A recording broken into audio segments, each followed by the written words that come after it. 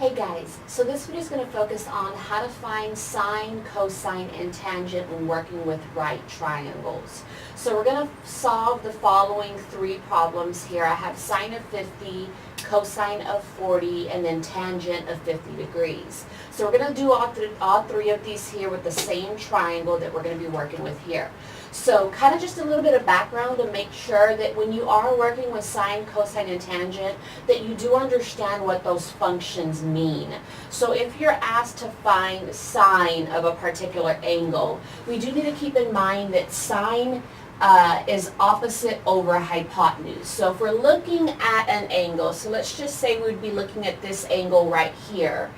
Opposite is going to be in our numerator, so opposite is the opposite side to whatever angle it is that they specify. So if they were to specify this angle here, well, the side I'm going to look at first for my numerator would be this one down here because it's opposite the angle. And then it says in my denominator, I'm going to put what the hypotenuse is. And the hypotenuse is always this diagonal side right here. Hypotenuse will always be that. So if I wanted to find sine of this angle, I would do opposite over hypotenuse.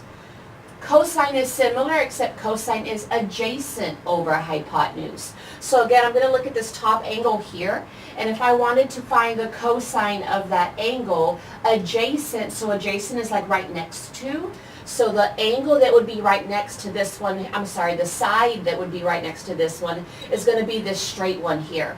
It would not be this one over here on the other side because this one is always the hypotenuse. So that means adjacent right next to is going to be this one, and then I would put it over the hypotenuse, which is always your diagonal. So it'd be adjacent in my numerator, hypotenuse in my denominator.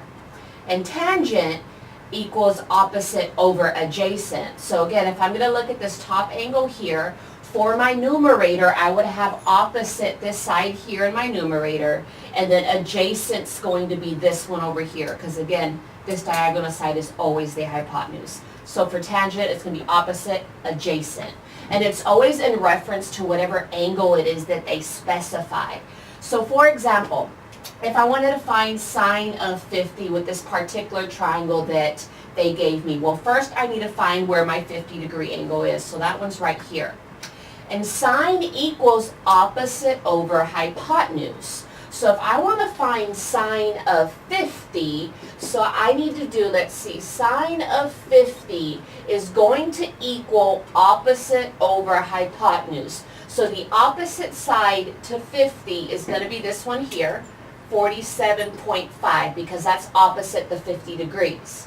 And in my denominator, I'm going to put the hypotenuse, which is always your diagonal here, and that diagonal is 62. So in order to figure out what sine 50 is, I need to divide 47.5 divided by 62. All right, so whenever I divide that, I get 0.76612 and so on like that. Typically, whenever you are dealing with problems like this, you do need to round with significant digits in mind, unless they specifically tell you to round to a certain place value. Otherwise, if you note the numbers that you're working with up here, 47.5 has 3 significant digits. 62.0 also has 3 significant digits, which means we would have to round our answer to 3 significant digits, which means this 0 is not a significant digit, so we would have to round a 1, 2, 3 place values there. So really our answer would be 0.766, and that's what sine 50 is going to equal. Alright, so for our next one here, I went ahead and I switched this to cosine 50 degrees just because the numbers were going to be the same if we would have done cosine 40 degrees. So we're going to do cosine 50 degrees, so we're going to be working with the same angle up here, except this time we're doing cosine of 50 degrees. So we're still looking at relationship of the 50-degree angle, and we need to keep in mind that cosine equals adjacent over hypotenuse.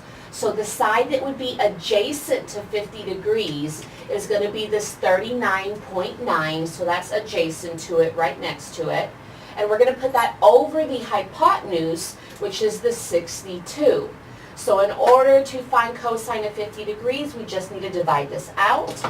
And when we divide that out, we get 0.64354. And again, we have 3 significant digits with the numbers that we're working with. So we do need to round our answer to 3 significant digits, which would be these 3 spaces right here. So if we round that with 3 significant digits in mind, that's going to round up to 0.644. And that's what cosine 50 is going to equal. All right, so for our last one here, we're going to work on finding the tangent of the 40-degree angle. So that means we're going to be looking at this bottom angle over here. And we need to keep in mind that tangent is equal to opposite over adjacent. So the side opposite the 40-degree angle is going to be the 39.9. And we're going to put that over the adjacent side, which is going to be the 47.5. So when we divide that out, we get 0.84. So there's no need to round with significant digits in mind because we only have 2 significant digits here, which is fine. It wanted us to round with at least 3 of them, but we only have 2, which is perfectly fine. So tangent of 40-degree angle is 0.84. So that's how you find the sine, cosine, and tangent when given a right triangle.